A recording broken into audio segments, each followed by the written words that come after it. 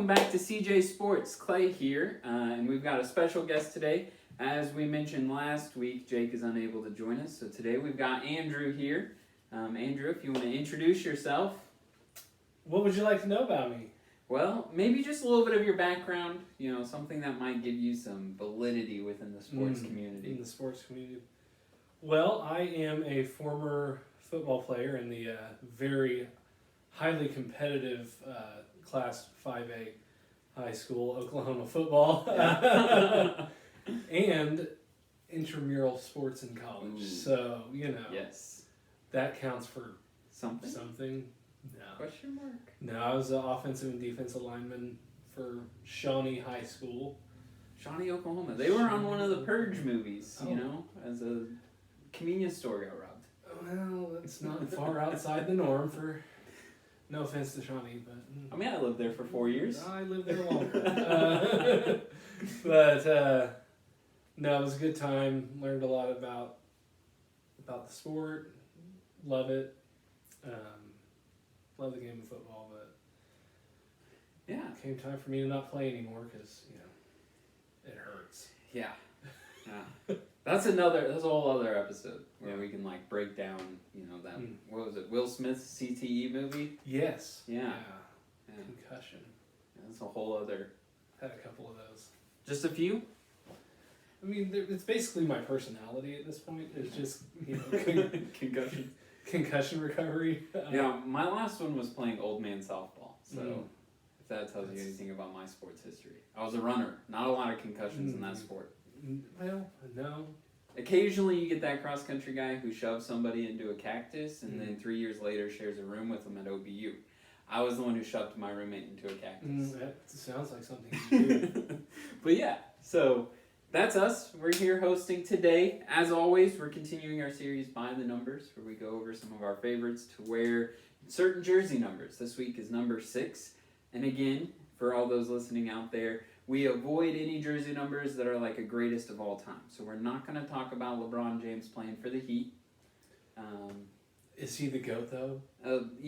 That's a whole debate, I guess. That's not for today. We're not going to go there today. There's a whole list. I always like to talk about people as one of the GOATs, right? It's hard to say someone is unequivocally the greatest of all time. It is. There's generational GOATs. Right. And so, but yeah, we'll jump into that, and then we will get in our last part. Will kind of be an update of the Green Bay Packers and the chaos or mutiny maybe that's going on in Green Bay, Wisconsin. Who knows? And it's not even really going on in Wisconsin. I mean, No. is Aaron Rodgers back from Hawaii yet? Do we know? I don't even know. What did Miles Teller say? Guys, it's just... Yeah. No one knows. Yeah. So, yeah, we're going to jump right in. For all of our Oklahoma listeners, we like to think of ourselves as a little bit kind of like Chisholm and Sam on the Triple M Ranch. Oh, don't. A big offensive lineman who gets really irate when I bring up it's been 6 years since Gundy won a Bedlam game. Oh, it's been that recent? Yeah. Oh. Yeah, that recent. Wow. Also that long ago.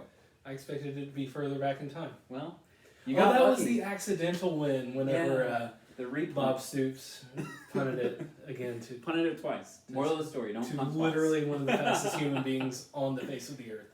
One of the most misused human beings in Oklahoma State history. My favorite play of Tyreek Hill's entire time at OSU was the one where he forgot the play and just ran really fast downfield. He was split out wide and threw a touchdown pass to him. I'm fairly certain that's the only time that we used him down the field in that manner in his entire time at OSU. Yeah. Who was the quarterback at that time? Oh gosh, I don't recall. Was that before or after Whedon? That was well after Whedon. Well after Whedon? Yeah. Okay. Because we don't know he had the arm. Oh, that might have been Mason Rudolph. Rudolph? Yeah. I don't know. May that half of his head rest in peace. Yeah. He's part of that CTE conversation. Yeah. We don't like Myles Garrett. No? Poor life choices. I feel like he has redeemed himself. Yeah? Because wasn't he one of the Walter Camp Men of the Year finalists this year? Yeah. I forget what his cause was giving back to the community, but he definitely was a part of that. Probably head trauma. Okay. Well, That it would be suitable. Circle of life. Mm-hmm. So if you want to jump in with some of your favorites to wear the jersey number 6. So I hesitate to name one of them because he is in a conversation of one of the GOATs. And that would be Mr. Bill Russell. Okay. He won, I forget how many dadgum championships with the Boston Celtics, but completely changed the sport of basketball. Yeah. And in basketball as well, we got Dr. J, Julius Erving. Yeah, I'm not as well versed in basketball. I've told our viewers this. Jake and I are not. And that's okay. I'm like modern basketball. I start saying Kobe Bryant, LeBron James, Kevin Durant, Kyrie Irving. That's where I show up. Yep. So. And then But I've heard these names. Good. And then I would be remiss if I did not mention Captain Butt Fumble himself, Mark Sanchez. Yes. Marky Mark made my list too. Oh, he did? Yeah, Butt Fumble made my list. It was interesting though because, I always love a good mistake on the football field, but he didn't have a bad career outside of that. No, he's all right. I mean, he wasn't... He's okay. If he wouldn't have been a Jet, I think he possibly would have had more success. But there's a lot of quarterbacks out there that I feel like given the right defense or the right supporting cast could be more like Joe Flacco and just have a Super Bowl because you were a good enough quarterback on a team that was surrounding you. Yeah. Maybe kind of like Peyton Manning's second Super Bowl or both of Eli Manning's Super Bowls. So, yeah, Mark Sanchez is one of those guys. Maybe he's not a Super Bowl guy, but he definitely would have had some more winning seasons. Yeah. For sure. And then Johnny Hecker, because you got to throw a punter in there. Punters matter. That's the fun part about these first 9 numbers, or I guess 10 if you count 0, but I don't think there's punters or kickers. Is punters and kickers get to show up, competing with quarterbacks, but since we're taking out GOATs, that removes some of our quarterback options. It does. And so, because once we get into the teens and 20s, there goes all your kickers. Yeah. Anyone else you want to mention under the number 6? Oh, I'm sure there are others, but I will pause right there. And then I have one more that I feel like being in Oklahoma we have to mention if you don't have them on your list. Something tells me based on that intro alone, I'm gonna say it, but maybe not in the phrasing that you would appreciate. So yeah, on my number 6, we're gonna start off maybe a little bit cheap. Maybe this is a cheap answer. But I love, like I said, I'm not a huge basketball guy. But I've been to some basketball. I've been to games both in Oklahoma and outside of Oklahoma. Honestly, the 6th man is one of my favorite 6s. Not the 6th man off the bench, but the 6th man of a stadium. A packed out Gallagher-Iba, a packed out The Fog up in Kansas. Even just as recently as 2 or 3 years ago, you get the Peak or the Thunderdome, whatever you want to call it, packed with fans. The technical term, I believe, is Loud City. Yes, that is the 3rd story there, or 3rd section. Yeah. Loud City. But even that whole thing, I've been lucky enough to kind of sit all over the place, right? Up in Loud City when I'm paying for the tickets and the club seats, when my friend gets to be a junior reporter in high school, as well as like all the way down, almost floor seats, you're like, you can touch the people who have floor seats type of thing when businesses have given me tickets. And so all over the place in that arena, especially before Russell Westbrook leaving, because I haven't been to a game since he left. Well, I take that back. I went to the Milwaukee game when Chris Paul was there. I was up in Loud City. Still an amazing atmosphere. But that 6th man in basketball, that number 6 that you give the crown, that can be an amazing experience if you're with the right teams. And so I think that's awesome. I also had Mark Sanchez, so we can kind of just skip over that. The next football guy that I feel like a lot of people might ignore, and I got jokes being a Packers fan, but he genuinely didn't have that bad of a career. And again, the front office of the Chicago Bears has some similar issues as the front office of the Green Bay Packers. But Jay Cutler. He played with Denver, Miami, but most notably a lot of people remember him in Chicago. Dude played for like 11 years, had 2 winning seasons. But statistically, I mean, he broke 3,000 passing yards in multiple seasons. He was consistently over 20 touchdowns. Like, he statistically was a decent quarterback. I just don't think he ever had a team around him. I don't think Chicago ever built around the guy well. Yeah. So those are three of my four. Didn't he have very, very poor body language near the end of his time in Chicago? Or am I thinking of someone else? By very poor body language. Are we talking about like hand gestures or just kind of pissed off at the world? Just generally sulking around the sidelines and acting like a whipped dog. Yes, that was definitely him looking like a sad puppy on the sidelines. But he single-handedly gave Green Bay at least 2 or 3 of their NFC North championships. See? So I'm cool with it. One of the greatest quarterbacks in Green Bay history. Yeah, we'll see if Jordan Love can top him in week 2 this season. Right after Blake Bortles is no longer the starter. Blake stand a chance, that poor dude. Oh man. But lastly, on my number 6s, again being in Oklahoma, right? We have to talk about him. Dude in college averaged 355 passing yards a game against Oklahoma State, 3 touchdowns a game against Oklahoma State, and less than 1 interception against Oklahoma State. Oh, you wanted his whole career stats. That's fine. After this, I'll need to have some more conversation with you to handle my PTSD that's being triggered right now. Yeah. So. I think the last season he was at OU, he put up over 500 yards in Bedlam. I remember that game very well. Which helps skew the fact his first year in Bedlam, although he put up 2 touchdowns, he only put up 180 passing yards. So, I mean, that 500 in year 3 really helps pull that average into the 300s. It does. I think 598. Like, he was approaching 600 passing yards, which is ridiculous. The last time I saw that was Matt Flynn at Green Bay, who might come up in a couple weeks when we talk about people who wear the number 10. Yeah, I'm pretty sure I've seen that number close there too a couple times, being an OSU guy. Yeah. Oh, Packer connection, Graham Harrell. I'm fairly certain with I Dreamed It in My Head, Michael Crabtree got close to that. Yeah. But anyway. But for those who haven't caught on to who we're talking about, wearing number 6 at the University of Oklahoma in recent years, you might also know him as the quarterback to end the cycle of drafting first-round quarterbacks in Cleveland. Colin Cowherd's favorite quarterback, that's for sure. Baker Mayfield. Yeah. Plants a flag at Ohio State. Still not sure, like, does he still have shoulder soreness from trying to plant the flag into turf? Like, it doesn't work. No, it's not really from that. It's from the massive chip that he has to engineer every time that he breathes to function in society and on a football field. I believe that's what causes his shoulder issues. Yeah, and I heard but obviously not enough to be a darn good quarterback. Or not enough to, try to run away from the police.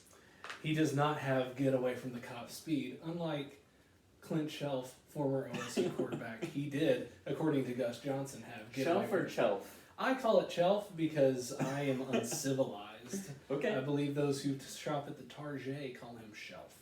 Well, you've got champagne or chips. You don't eat chips and you don't drink champagne. So, but champagne's a weird word, right? What happens to that G?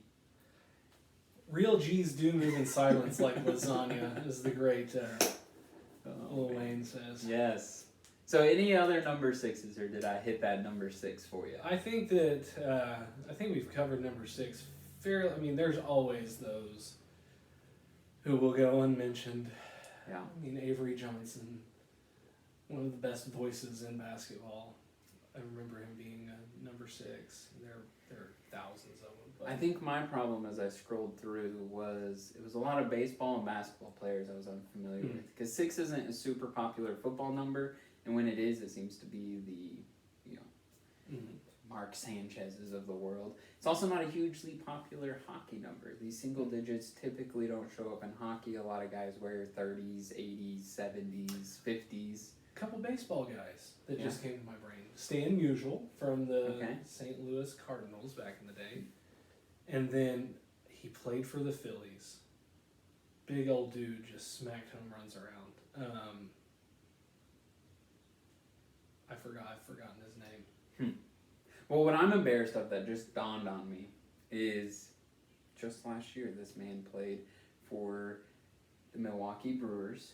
Before that, he was with the Kansas City Royals, but while he played for the Royals, he lived in none other than Moore, Oklahoma, which I think is an interesting choice. Lorenzo Cain, in the 2019 season, because he didn't, I forget if he left partway through 2020 due to COVID or if he just didn't play at all. But in the 2019 season, we started the season with him stealing like 5 home runs in 12 games. Like, his glove was on the other side of the wall stealing home runs. That's pretty incredible. So the man is a great player. I can't believe that it took till now for that to register in my mind. A little embarrassed. He should have been my first thought. Mainly because I spent like all of that off season while we were in COVID, not really sure what was going to happen, debating on whether or not to buy his jersey. I ended up buying a t-shirt because it's a lot cheaper. But yeah, Lorenzo Cain is a great number 6 and lived in Oklahoma for a while. Well, there you go. Apparently Moore, Oklahoma was the most exhilarating city for him to live in. I mean, it's Oklahoma. It's Oklahoma. I would have lived in Tulsa if I was playing in Kansas City, but teach their own. But we'll transition into the second half of today's episode, where since we're both Packers guys, right? Yeah. And we have Alan Lazard Sundays until kickoff for us. Alan Lazard's my dude, though. Yeah. How'd you like him against Oklahoma State? I hated every second of it. But, you know, you have to recognize greatness whenever you see it.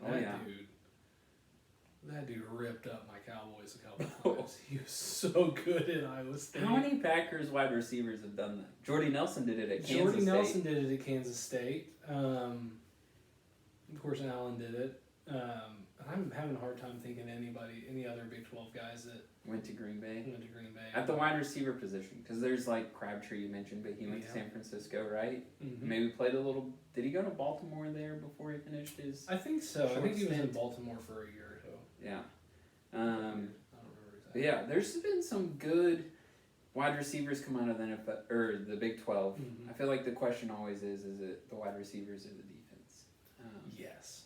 A little bit of both. The defense lets the wide receiver shine. Yeah. But yeah. So Alan Lazard Sundays, obviously he is the receiver that Aaron Rodgers a couple of years ago said 13. He has a locker next to me. Let's get him on the field. I'm surprised the Packers management have not shipped him off to another team yet. Like Buffalo. Yeah, another guy with long hair and catching balls from Aaron Rodgers was at Buffalo. Who knows where he is? I don't know where he is now. Yeah. So, and then another one went out to, I guess at the time, Oakland, now Las Vegas. Still feels weird. One went to Minnesota. That was kind of crummy. Mm-hmm. Did James Jones just retire because of injuries or something? I don't recall. It he seems just like disappeared. He went somewhere else, but I felt like he was there catching great catches and then gone. Richard Rodgers ended up in Detroit, I think, ironically, because his big claim to fame is that Rodgers to end a game that honestly, if I'm being truthful, I had kind of given up on up there at Ford Field. So, but yeah. So what do we think? Everything that's gone on, I haven't talked to you a whole lot other than random Facebook posts, Twitter stuff that we've sent back and forth. Situations in Green Bay. Most notably surrounding Aaron Rodgers, but even with some of the extensions we've made in the last year, as well as some contracts that are coming up after this next season, because there's some big ones, and I don't know if people realize that. I, being the offensive and defensive lineman that I was, checking on those, I was glad to see Bakhtiari sign on for an extended period of time. I hear his knee rehab is going well. That's good. He told Mr. Pat McAfee today. McAfee. It's McElroy, McElroy, whatever you call it. One of the most exciting punters. He was way up there. He made Jake's list of people to wear number 1. He deserves to be on that list. Yeah. Quite high. Yeah. But his knee recovery is going well with his ACL. I was sad to see our center move to Los Angeles. That one hurt me quite a bit. Yeah. I felt like he was one of the ones that would have been worth the commitment to, and ultimately I think it's things like that have Rodgers a little bit frustrated. Yeah. is you have high profile, high level free agent veterans that don't get retained. Yeah. And it's not so much, go out and get me. It's just keep these guys he's around. on our team and he's really good. Yeah. He's like an all-pro center. Let's find a way to keep. And I understand salary cap. It's all a thing, and you're hamstrung with a few big contracts, but it's a fairly consistent ordeal of one after another. Guys just get moved on somewhere else at a certain point. Because it can be frustrating. I feel like most of that issue really started up, and a lot of people don't remember, it's been almost a decade. Like, when did Clay Matthews leave? Because I feel like that was kind of the start of veterans who maybe got through a rookie contract, maybe into a second contract that then Green Bay's kind of like, it's a little too expensive for our taste. So. Yeah, so you had him. The notable ones would be Matthews, Nelson, and then I don't know if Greg Jennings was one where he chose to move on. I feel like his career ending, I feel like him and Rodgers had a lot of off the field tiffs. Yeah. So maybe that was kind of a mutual. Rodgers didn't really care. Followed up with a few others. I found it interesting, the Mercedes Lewis thing. Like, he shows up, leaves for a year, comes back. I'd be interested to know that. But yeah, I think that pattern, like you said, I'm really glad Bakhtiari got signed, and I'm sure since you mentioned defensive line, we're going to get the big old Kenny. Yes. Yeah. My favorite players. Man. He eats people, and I love it. Yeah. Kenny Clark. And yeah, so, like, at this point, right, we can't go back in time and keep Matthews or Nelson or Jennings. Can't go get Corey Lindsley back. You know, James Jones keeps saying this is repairable, right? Him and John Kuhn have been on stuff all over the place saying, you can fix this. But how do you at this point? I mean, what free agents are left to try to mend, or who do you sign to try to mend this, to say we're committed to you? I don't know if it's as much you can go get someone at this point. In my eyes, there has to be a discussion between the player and management of, like, there is a grand storied historical past to this franchise. And the franchise is probably looking at Aaron Rodgers saying, oh, Bart Starr and Brett Favre and we can find another one. Yeah. So if it takes us 5 years to find another Aaron Rodgers, then we can find another Aaron Rodgers. We might have one in Jordan Love. But it took us like 25 to get to Favre. But Favre was backed right back up by, it's... Reinforced it, I know. But it's one of those, I think from a management perspective, they're like, if you're going to throw a fit because you can't call the shots, then you can go ahead and get out. And Rodgers is sitting there like, I've still got 4 or 5 years of high-level ball left. Yeah. Commit to me and let me have some say like Russell Wilson has gotten, and like guys like Pat Mahomes have, and how all these other, he's seen these young guys come in the league, have a couple really good years. I'm not saying that they're going to like fall off the cliff or whatever. Right. But they don't have a decade of numbers to back up. Right. They don't have a number of NFC North championships, NFC championship appearances, haven't won during the Super Bowl he had. Like, you're right.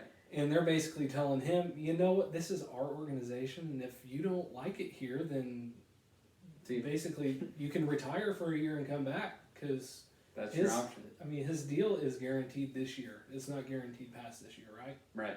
Yeah. So at this point, since we're past June 1st, the Packers decided, you know what, you're pissed at us. We don't really want to work with you. We trade you. I think that's $21 million this year against our cap, $19 million next year. Because we're past June 1st, we get to split it. Which, okay, fine. If we did it before June 1st, it would have been $40 million this year, which would have really handicapped us doing anything else this year. Even probably signing a lot of those draft picks would have been difficult. So yeah, I agree. I think there's some that, and I don't know that he wants to call the shots. He wants to feel like he's, Lin Manuel said it best, in the room where it happens. Right. And that's what he wants. He wants to be in that room. He wants more say over the offense, more say over personnel. He wants to be notified whenever you're going to trade up in the draft to pick his replacement. Yeah. Things like that. And it's not like he's not standing there saying, I want to pick first round draft pick. He's saying like, just let me know. Like, if we're going to trade up, I mean, he's said multiple times, and Jordan Love has kind of corroborated it too. It's like, they don't hate each other. Right. He was just surprised that, okay, we just went to an NFC Championship, fell short, and this is who we use our first-round draft pick on whenever we have all these other gaps that we can fill. Yeah. And you go with backup, and then he made the comment, well, I really screwed up their plans whenever I went and won an MVP. Right. Because even though Green Bay was just in the NFC Championship, like if you look at Aaron Rodgers' statistics, he had a down year. Aaron Rodgers had a down year. Yeah. He still was better than half the quarterbacks in the league. But for Aaron Rodgers, that was a down year. And I think part of what management was seeing is, we were just there, but is he going to be there in 3 years? Yeah. And when I watch Aaron Rodgers play, especially this last season, like you said, winning the MVP, I think he is a quarterback who can take a team to the conference championship for sure. Yeah. Without a lot around him. He needs something around him. Like He don't needs think defense. he couldn't he couldn't do what he did maybe without Devontae Adams. Like you can't have Alan Lazard, ESB, MVS, and whatever Jake Kumaro. Like that wouldn't have worked. No. You replace ESB because he was hurt that whole season with Devontae Adams. You're really successful. Even the games that Devontae Adams is out, go look at the stats. He's really successful. He can take a team to a conference championship without a lot. But, and he'll be able to do that into 41. Yeah. Which is like 5 years for him. He's still got a lot of miles left. He still has at least 4 or 5, 4,000 or 5,000 yard seasons with all this stuff, and as risk averse as he is, he's not going to cost you a lot. Right. A lot of turnovers. He's not going to turn the ball over. He makes good decisions, and I don't know if they've seen him run, but the last 5 years, he's not a runner. He's not Peyton Manning slow and uncoordinated, but he's not out there doing Russell Wilson or Patrick Mahomes type things. He's not that guy. No, he's not. But he will go get a first down. Yeah. He's just not going to stand straight up and get decked by a linebacker to do it. No, he'd rather give up 3 yards and step out of bounds and try and fight for it because he knows he's 30 later. He's 30-something years old, 37, right? Yeah. He's not. That's not him anymore. Like that's not the game, and that's fine. He's earned the right to be able to do that. But I think that's the thing that separated him from having a Tom Brady-like career in a way, as far as success in postseason play, is like solid defensive units. The one time he had a elite level defense, the team won a Super Bowl. Yeah. And every year since then, there's been major deficiencies. Mm-hmm. And you look back at 2021 going into 2020 going into this year, the biggest issue I see on the entire roster was replacing a center who was an All-Pro. Yeah. And getting a linebacker that is an actual linebacker, not like getting a middle linebacker, getting a solid weak side or strong side linebacker who can support and run, and not just rush the quarterback. Right. Because even though I think Gary's going to be a monster this year, I think he's going to put up huge sack numbers. Good for him. He's also not the middle of the defense stopping. He's not going to be like Blake Martinez, another guy that they were just going, you're too expensive. And he at a minimum led the NFC least in tackles this year. I think he was up there in the conversation for the whole league as middle linebacker position goes. Even he's not a Pro Bowler. No. But if you retain him at his cost, it's cheaper than going and getting a Pro Bowler, and it's more guaranteed than trying to draft a guy. Well, and speaking of the draft, they had a linebacker fall to them. Guy from Notre Dame who put up crazy numbers. Now he's not going to come in be the major change in your defense that makes them top 5 in all defensive categories, but he's better than Air. Like who do you have? Like legit, who is the Green Bay Packers middle linebacker right now? Aaron Rodgers? Are you going to try and throw Aaron Rodgers in the mic? Isn't there like a Barnes or something that's supposed to be playing there? I can't even name a name. And I think that's the point of your question. Because who knows? And who's the linebacker that we had, but is he gone? The guy from Cleveland. I just lost his name. Oh. is it Kirksey? Yes. Yeah, he's still there. I think he's coming back this year. But he played well last year. Yeah. Still don't know that he's that guy that you need on that defense to really complete things. But if Gary can really be a threat, and you still got the Smith brothers, and you got Kenny Clark, I just don't know that we're truly built to run a 3-front defensive line. Well, the problem with running anything besides a 3-man front is you don't have another interior defensive lineman. No. And that's what I was hoping in the draft, is that guy from Alabama who was available when we picked in the first round, who could have been that other interior defensive lineman, but instead... I think they're committed to running a 3-man front, which is fine. It works because it allows you to have the most pass rushers on the field, which is what it looks like they're committed to, is getting very fast, very big.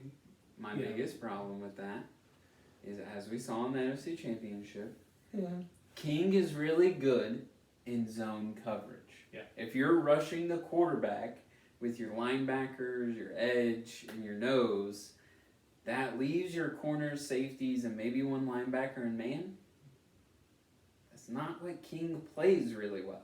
King is a good player. Yeah. I'm not the guy out here saying he lost us that championship, because there's lots of other mistakes made. Yes. His was just the glaring one right before half that we got to dwell on for 15 minutes. Right. But he doesn't play well in man compared to like what we could see with other people. So you have to take that into account.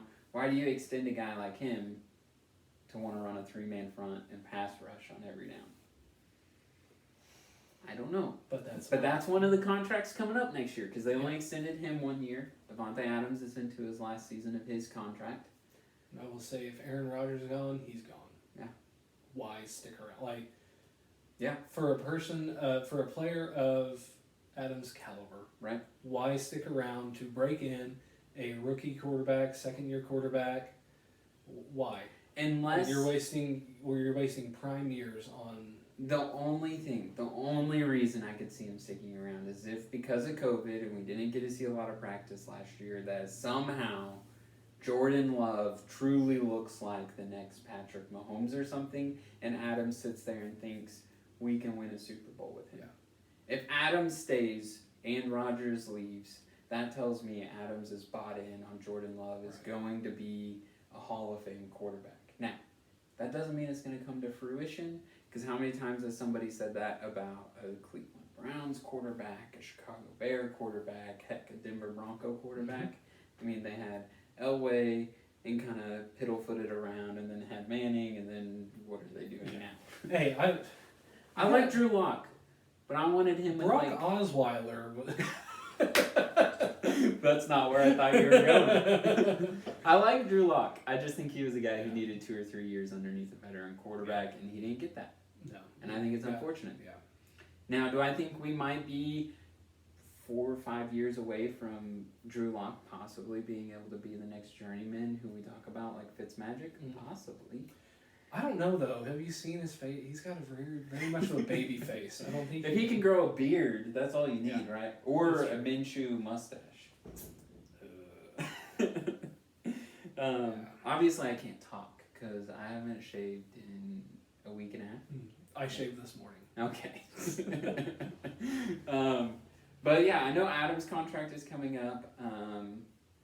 We got to be getting close on Jair's. Unless was he one that extended this offseason? I don't recall. Jair Alexander would be a big I think he did extend. I think we have him 3-4 seasons. Which is good, because he is one of those ones. Yeah. He's a dude. Yeah. He will be talked about for defensive backs. I mean, I don't know that he'll reach primetime level. No, but he's going to get talked about. I mean, Ed Reed, some of those guys, he's going to be in that conversation. He's a solid, every year Pro Bowl defensive back. Yeah. As long as he can stay healthy, all that good stuff. Right. And it helps the safeties he's got. Mm-hmm. Those help him out quite a bit. Which still makes me question why wasn't the safety cheating the King side instead of, like, if you look up the lineup at that snap, but I dwell on it too much. It is what it, It's over. It's over. Tom Brady sold his soul to the devil a long time ago, and that explains it. That to me makes all the sense. So tell me this. 13 Sundays away from Green Bay kicking off their season in New Orleans. Who are the 2 starting quarterbacks for that game? Oh gosh, I hate it. Green Bay at New Orleans. If I had to look today and look at the 2, I would honestly probably have to say Jordan Love and Mr. W. Eater himself, Jameis Winston. Oh man, 30 for 30. You know, And who wins a game? Jameis Winston, Jordan Love. Honestly, a massive crater. I don't know, like just a sinkhole in the middle. I mean, maybe you know how they do the pump pass kick competitions at halftime. Maybe, you know, some Andy Reid looking kid comes out there and just dominates that sucker. But like, why? Because he's 8 foot tall in the 6th grade. His brother, like, dang. But you know, I don't know. I can see in that sort of situation, I can see both of them just having massive struggles. That's a terrible game to start off for either one of them. Yeah. Man. You got fresh quarterback going into crazy town down there, in front of a fan base who hasn't been to a game in a year. And the last time they were out of their stadium for a while, we saw what happened. And I think they're going to be back to full capacity and unless something changes, right? Yeah. That obviously at this point, who knows what's happening in the world? But their plan now is to have that stadium packed week 1. I remember the game after Katrina. You were probably 3 years old at the time. Excuse me. I was like in middle school. I was in 5th grade when it happened, but I think their first season back, I was either 6th or 7th grade. I forget. It had to be 6th grade. One of my all-time favorite moments in football is the punt block. Was that Sean Gleason? Or I don't remember his first name. Making it around the edge, blocking that punt, recovering it in the end zone, scoring a touchdown, and just like you could feel the noise watching it on TV even. Yeah. And I mean, that whole season, man. That was something else. But I may have been in middle school and I may have been a Packers fan, but you know my mom's a Saints fan. Yes. That whole season. That was magic. But you got a young kid going into that scenario, and then we've all seen the good and bad of Jameis Winston. Yeah. There are times where he looks like he's Pro Bowl quarterback, like, amazing guy, and then there are times where he looks like Brock Osweiler. But he has a 5 touchdown, 1 interception game. Yeah. And then he has a 1 touchdown, 5 interception game. And that's the worst thing about him is you don't know what you're going to get. And so going up against guys like Jair Alexander that game and Rashawn Gary, the Smiths, he's going to be under pressure a lot of that game. Saints have a really good offensive line, but eventually stuff breaks through.